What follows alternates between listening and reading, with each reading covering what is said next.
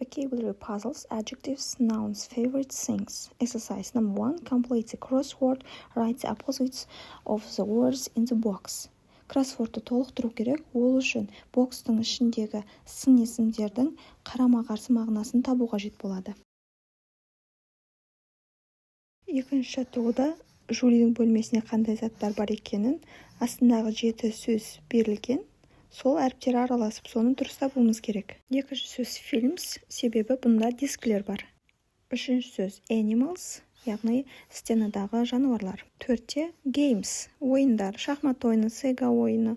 5 singer, әнші, стенадағы әншінің суреті. 6 food, тамақ, жердегі пицца. 7 team, топ деген сөз, стенадағы жеңіске жеткен топтың суреті бар екен. Үшінші жаттығуда 5 сөз берілген. Осы 5 сөзді тауып, және де олардың арасында артық әріптер кірістірілген. Сол артық әріптерді табу арқылы біз белгілі бір спорт түрін анықтаймыз. Біздегі бірінші тіркес TV program. TV program екеуінің арасында R әріпі артық, бірінші әріп. Екінші сөз бізде color. Program мен color сөзінің екеуінің ортасында U әріпі, екінші әріпіміз, және де үшінші әріпіміз бізде color сөзінің арасында кездескен G әріпі. Келесі place сөзі. Одан кейін film star, film сөзінің арасындағы B әріпі.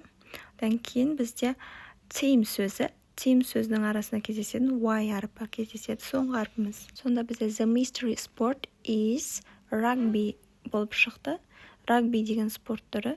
Видео сізге пайдалы болса, тіркеліп лайк басуды ұмытпаңыз.